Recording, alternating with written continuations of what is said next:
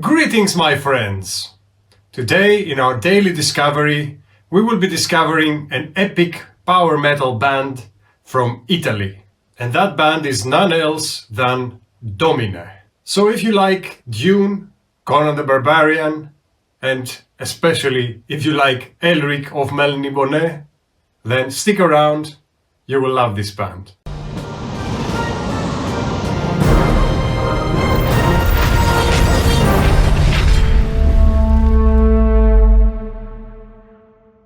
So let's talk about the beginning of the band. I'm in their Wikipedia page, actually I've printed it, and three of the things that were particularly important for me happened in the year 1984. Power Slave was published by the Iron Maiden, Domine was created as a band, and I was born. Pretty good year overall. It gets all the bad rep because of Orwell's 1984 book, but I think that's just propaganda. That's the wrong year, by the way. It should have been now, more or less. So here is what the Wikipedia page reads. Domine is an Italian epic power metal band formed in 1983. It says they began releasing demo tapes in 1986, got some attention for their first album, Champion Eternal. Not one of my favorites, but yeah, that was their breakthrough. And that was released in 1997.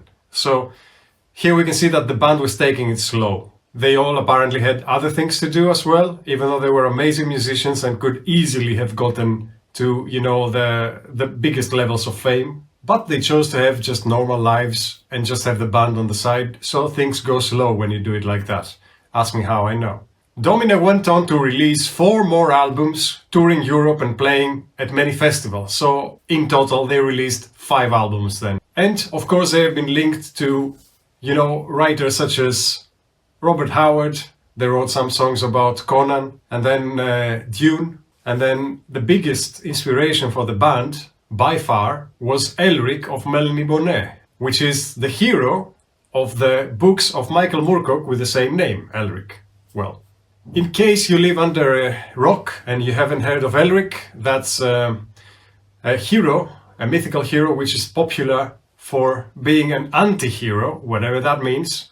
Pretty much means that he's a bad boy, but at the same time does some good things. So that's the appeal of that. And what's special about that guy is that he's an albino, and he's got magical powers. So he's got long white hair and a very white skin, which is why they call him the White Wolf. And he's got red eyes, like albinos do. And he's got a black sword, which is a magical sword, which has got a mind of its own. And at times it's not entirely clear who is the master and who is the servant between him and the sword. And there are barbarian invaders, and he saves the kingdom and all that stuff. To be honest, even though I've been a fantasy nerd most of my life, I haven't read the books about Elric.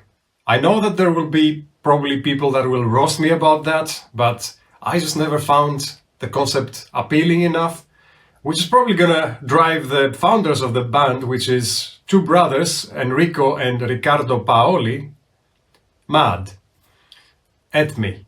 But what can I say, the appeal was not there. Maybe I'll give it a chance eventually, but I knew a lot of people who were into that kind of stuff, well, because I knew a lot of fantasy nerds, being one myself. But Enrico and Ricardo Paoli, what happened is that they moved from another town to Florence, where Domine was founded, and from my understanding, that was the time when they were madly in love with Elric, reading everything and just thinking about Elric all the time.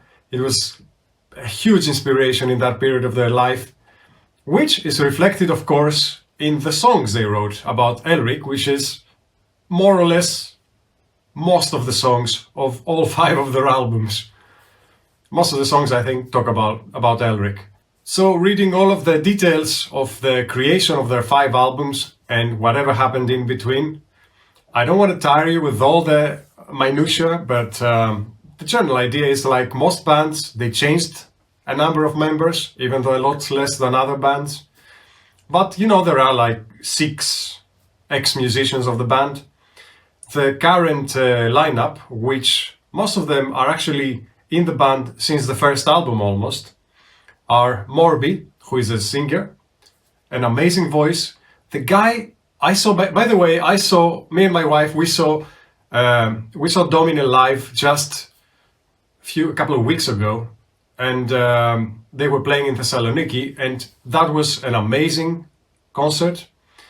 It was incredible, and one of the most incredible things, apart from of course their music and the participation of the audience, which was incredible, you don't see that very often, but one of the most amazing things was that Morby, who is now 60 years old if I'm not mistaken, 60, he still has an insane voice and he can sing just about anything. The vocal range of that guy, it's just off the charts. Off the charts. He's not a model, like a supermodel, not a pretty boy, but his voice is incredible. And from what I've seen from all those guys, they also have very nice characters. So that's why they have such a loyal fan base, despite the fact that, like I said, it was never their full-time job to do this kind of thing. So the current members are Morby, the amazing vocalist that they have. And then there is Enrico Paoli, who is playing the guitar, and that's, from what I understand, that's the spirit of the band. Like without that guy, the band would never exist. And then Ricardo Paoli, his brother, is playing the bass. Then there is Riccardo Iacono on the keyboards, and that guy came later, but not much later. He came like 1 year after they made their first album. So he was there for most of their career, even though he took a break from what I see. And then there's Stefano Bonini on the drums. He's also there since 1999, so 2 years after they made their first. Now, their first album was Champion Eternal. Of course, the Champion Eternal is Elric. You guessed it. And there are plenty of nice songs, but the sound is terrible. And I don't particularly like Morby's sound in his voice in that album. I think also the singing, I think, is not on point. By the way, I am a metal singer from an epic power metal band. And so I can say that. I just have the right to say it. I don't know what was off. Something that has to do with the production or the recording, I guess. But ever since the next album, which was Dragon Lord, everything got a lot better. And the sound was amazing. The songs were amazing. Dragon Lord was a huge success of an album. And it had some really amazing songs. But the pinnacle of their career, in my opinion, was the next album, which was Stormbringer Ruler. And that had the most amazing songs. The sound was also probably the best that I've heard in all their albums. And then there was Emperor of the Black Runes afterwards, which was also an amazing album. You can also guess who is also the Emperor of the Black Runes. Spoiler alert, it is Elric again. But it's got also a song about Conan in that one, which became a big success, and it's actually kind of based on the theme of Conan the Barbarian by Basil Polydouris. And then there is the last album they made, which is Ancient Spirit Rising. And I have to be honest with you, I haven't heard that album. I haven't listened to it. Maybe I should at some point. So now what we're gonna do, because in my opinion that's the best way to get to know a band a little better, it is to read their lyrics. Lyrics are a part of metal music which is often overlooked, and that's one of my big grievances about metalheads.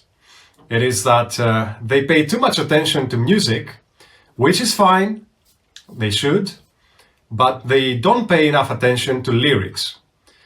And in my opinion, music is like the body of a song, but lyrics is like its soul. A body without a soul, it's like a zombie.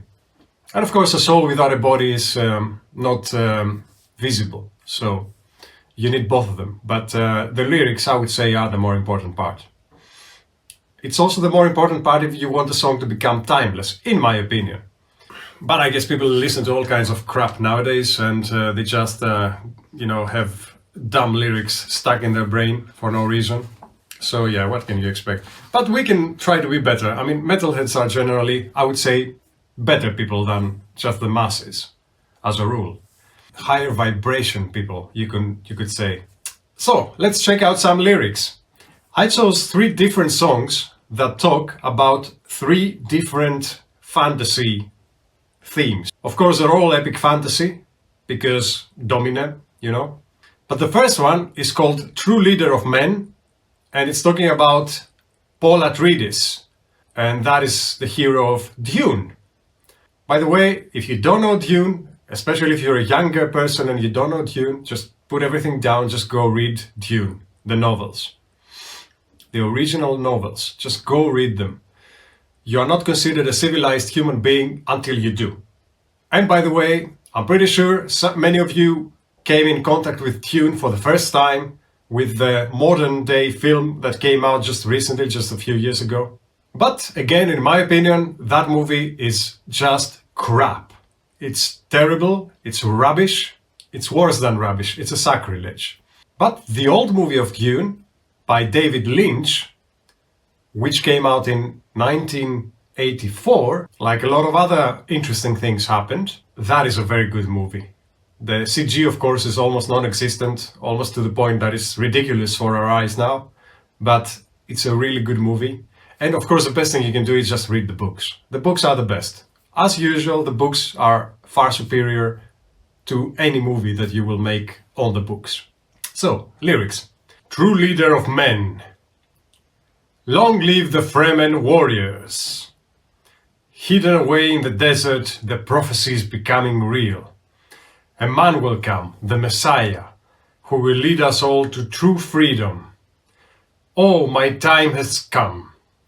I'm the one you're waiting for. I will lead you to victory. The universe super being of planet Dune. I will bring death eternal, and my name is a killing word. I am the hand of God, who will lead you all to true freedom. Oh, my time has come, I'm the one you're waiting for. I will take the water of life. The spice will let the sleeper rise. Long live the fighters, holy warriors, follow me now and we will take control. Master of the universe, ruler of infinity, I summon the sandworms, I unite the Fremen and ride like a leader of men. True leader that rides. Like a leader of men. True leader of men. As you can see, the lyrics are pretty inspiring. Now I just spoke them. I mean, it's different if you hear them sung. And of course, they hit most of the points of Dune with Shai Hulud, the water of life, and the spice will let the sleeper rise, the initiation of Paul Atreides, and riding the sandworms and uniting the Fremen, and so on and so forth. Here is a somewhat more abstract song that I chose, which is called Defenders. It's not talking about any specific character, it's just, let's say, a concept song about defenders, about some kind of knights, which basically themselves. That's how they view themselves through this song. So it says, we are the royal guard of steel. We are the loyal and strong. We are the knights of the sacred sound. We are forevermore. We will stand by the oath we swore long ago when the gods chose their knights. We are the keepers of the flame. We feel no shame or fault. We are the holy soldiers of iron. We are forevermore. We will stand by the oath we swore long ago when the gods chose their knights. We are strong, we are the ones. We will stand for what we believe, and forever we will be metal defenders. And then it says, fight, we will fight forevermore. It says it twice. We will stand our ground, we are glory bound. We will ride through the darkness with honor and pride. Together we unite, you must choose your side. We will crush all the infidels with our might. We will stand our ground, we are glory bound. We will ride through the darkness with honor and pride. Together we unite, you must choose your side, for we will fight, fight, fight, fight. You can see a very knightly song, different type of concept. And a lot of bands have done that kind of thing about themselves, made a song about themselves. Manowar did it, Hammerfall did it, many bands did it. And I have nothing against that, to be honest. It's just interesting, if anything, because it shows you how they imagine themselves, how they like to dream of themselves. And that's very important, because that's what guides your life. That's what guides towards what direction you go, what you become. And I pretty much love this song, to be honest. I like it. I like what it says. I like what it's about. The only part I'm not kind of crazy about is the infidels part, crushing the infidels. I mean, I don't know how they mean it, though. They may not mean it in a religious way. Maybe they mean it in a non-believer way, in a mundane, materialist way. That kind of infidel. Yeah, I mean, that's a battle worth fighting against, that kind of materialism, and winning for the good of everybody.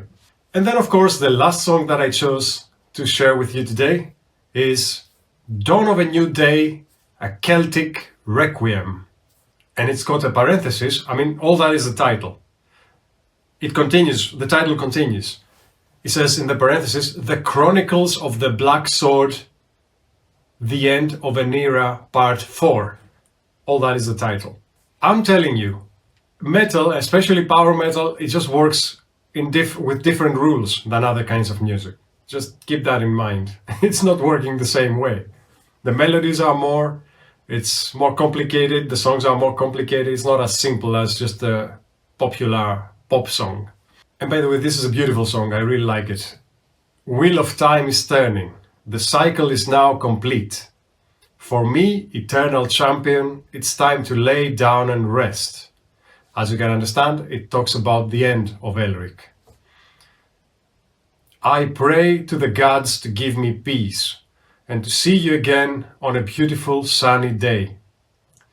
No, don't cry for me, my friends, for one day we will be as one, and I will meet you again in the dawn of a new day.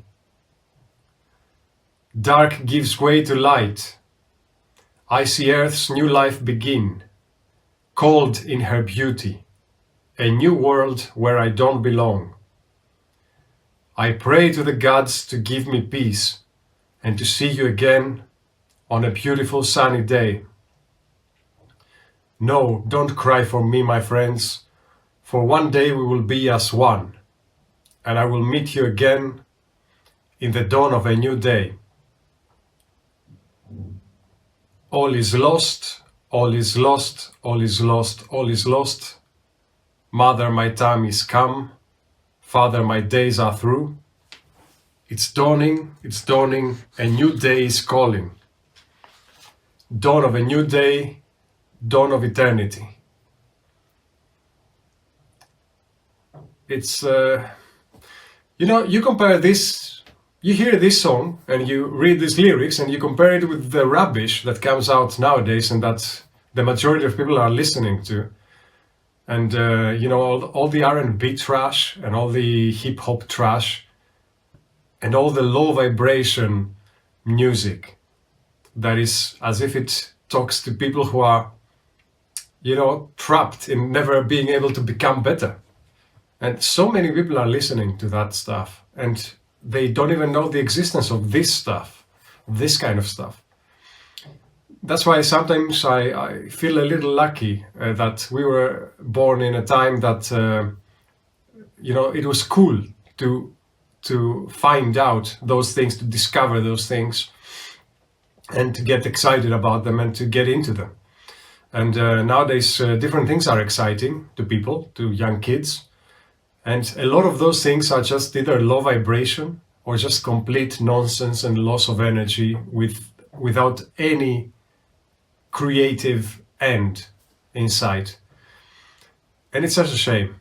I really wish that, one of my main inspirations for making this kind of videos is just to be able to connect as many of you as possible, as many of you as are willing to, connect with that, connect them with the past when things were more pure and the minds of people were more, let's say, not corrupted, and they could get inspired by just good music and, good lyrics and nice themes and nice, philosophical words. Anyway, I hope you liked this segment, and we're going to do this kind of format from now on. It's going to be daily discovery, and it's not going to be just music, it's going to be every day something else. Could be completely different things from all kinds of categories, let's say. But yeah, I thought this was a good start for the first, let's say, installment of this daily discovery thing. I'd like to thank you all for watching, and I'll see you in the next one, which is going to be tomorrow, by the way. Be well and take care.